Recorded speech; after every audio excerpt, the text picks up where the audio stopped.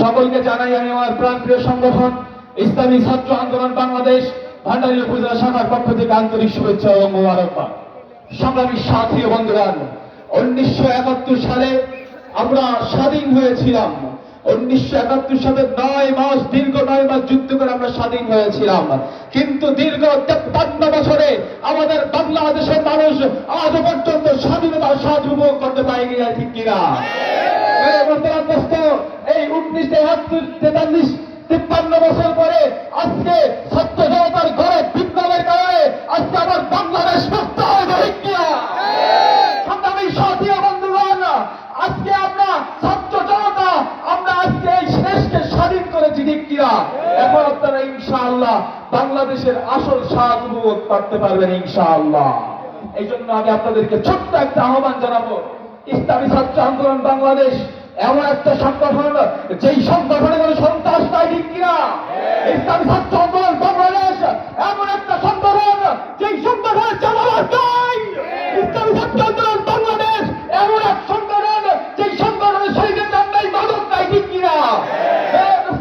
আমি তোমাদেরকে আহ্বান জানাচ্ছি, ইসলামী ছাত্র আন্দোলন বাংলাদেশ ভান্ডারী উপজেলা শাখার দরজা তোমাদের জন্য সবসময় খোলা ইনশাআল্লাহ।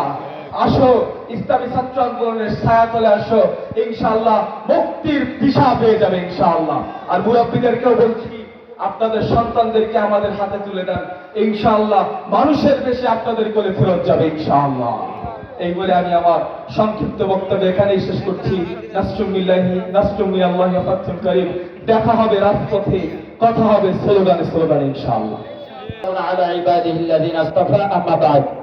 فأعوذ بالله من الشيطان الرجيم بسم الله الرحمن الرحيم إن الحكم إلا لله صدق الله العظيم। অতঃপর আয়োজিত আজকের এই সমাবেশ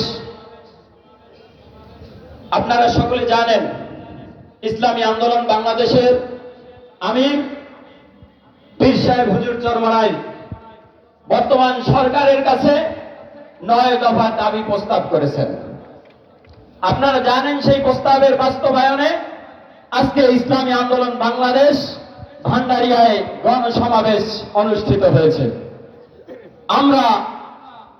আপনারা আরো জানেন, 5ই আগস্ট রোজ সোমবার বাংলাদেশের ছাত্র জনতার মাধ্যমে এই বাংলাদেশ দ্বিতীয়বারের মতো আবার স্বাধীনতা ফিরে পেয়েছে।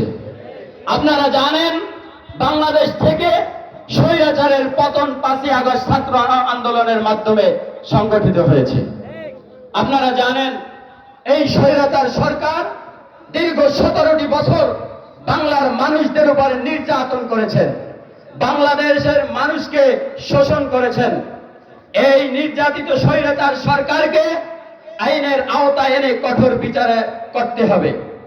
আমরা আজকে 9 দফা দাবি বাস্তবায়নের এখান থেকে জানাচ্ছি যে বাংলাদেশে 17 বছর ধরে যে সরকার আমাদের উপরে শোষণ করে বাহিরের টাকা পাচার করেছে, প্রায় 18 লক্ষ কোটি টাকা, এই টাকা সরকারের বাপের টাকা নয়, এই টাকা বাংলার মানুষের ঘাম ঝরানো টাকা, এই টাকা আম জনতার টাকা, এই টাকা কৃষক মজদুরের টাকা, এই টাকা আপনার আমার টাকা, এই টাকা বাহিরে পাচার করেছে, সেই টাকা আবার বাংলাদেশে ফিরে আনার ব্যবস্থা করা হোক। আমরা জানাচ্ছি, এই সরকারের সকল সম্পত্তি বাজেয়াপ্ত ঘোষণা করা হোক, এই সরকারকে অযোগ্য সরকার হিসাবে ঘোষিত করা হোক। এই বলে আমি আমার সংক্ষিপ্ত বক্তব্য এখানে শেষ করছি। আমার তৌফিক ইল্লা বিল্লাহ। সম্পাদক ডাক্তার মোহাম্মদ রেদওয়ান এদেশের টাকা চুরি করেছিল, সব যুবকের মধ্যে চুরি করেছিল, ঠিক কিনা? এদেশের যত অন্যায় করেছিল, এদেশে যত নির্যাতন করেছিল, এদেশে যত হামলা মামলা করেছিল, সকল এদেশের যুবকদের মাধ্যমে স্বৈরাচার করেছিল।